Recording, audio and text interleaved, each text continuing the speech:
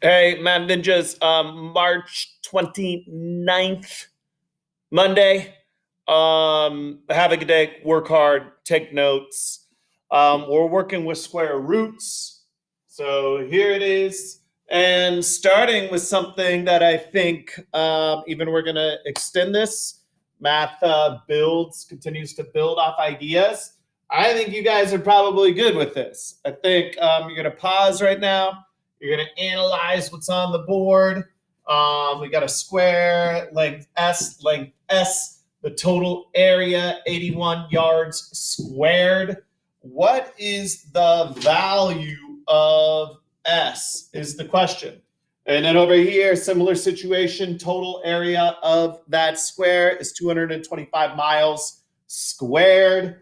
What is the length here? Same variable S, but will be a different value. What is the length of these things? Go ahead and pause. Go ahead, get it in your journal. We are talking about finding square roots. And go ahead and look at that. All right. So a length of a square, because all the sides are equal, right? What times itself is going to be 81? 9. So length S would be 9 yards. Over here, again, the side lengths of a square are the same. It's 4 equal sides, 4 right angles, total area, 225 miles squared. What times itself is 225? I believe it's 15, right? So the length S here is 15. Length S over there is 9 miles and yards respectively. All right. So you're already working with knowledge that you're good with here with square roots. Now, something to put in your journal so it goes into the brain and stays here better because you wrote it, is a square root is a number. And let's use the variable n because why not? The square root of a number n is another number, we'll call it x, whose power of 2, x squared, is equal to n, right? So now we're getting algebraic, we're generalizing. You can apply this to what you just did with the squares. So we could say that the square root of n, is a solution to the equation x squared is equal to n.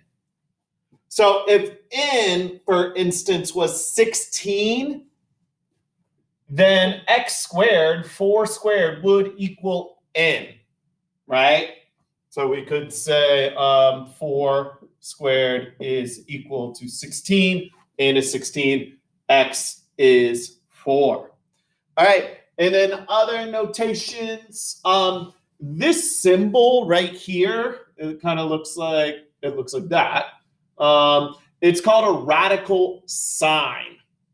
And then the number, and it's a math operation. It functions like a grouping symbol. You do the stuff inside it first. If there's a number right outside of it, it would be multiplication. So it is a math symbol. It is a math operation.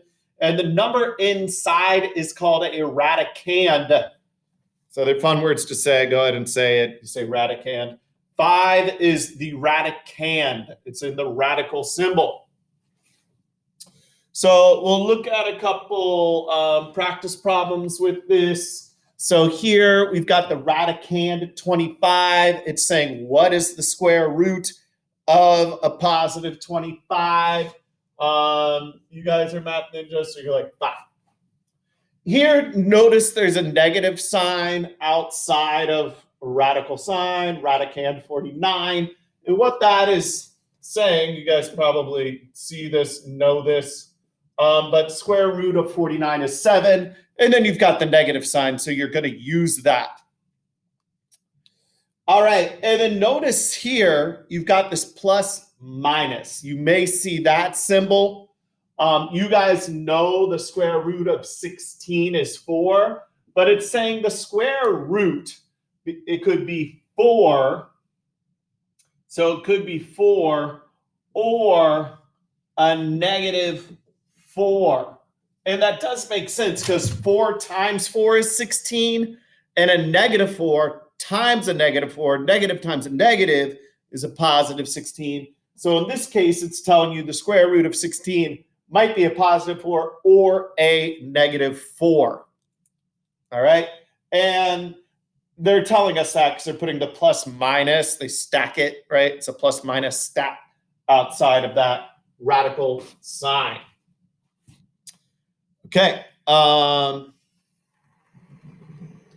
take a look at these next ones. Practice our example problems, D, E, and F. Go ahead and play with that for a second. Go ahead and pause and mess around with those for a second. Take a shot at solving them on your own. Okay, so 9/16 is in the radical sign. 9/16 is the radicand. And you are going to square this numerator and denominator. It is going to be simplified to 3, the square root of 9, 4, the square root of 16, 3/4. That is the square root of 9/16. Okay. Here, let's look at this one. We might have messed with this. Okay, a value right outside the radical sign is multiplication. So you would rewrite this as 5 times 6 plus 7. That is rewriting that. And then to take the step further, you do your multiplication first. So you've got 30. And I'm going to go ahead and say 30 plus the 7. I'm not going to rewrite it. So my solution there is 37, 3/4 for D. And then here, this is x squared is 81. So I think probably a bunch of you were like, okay, yeah, it's 9.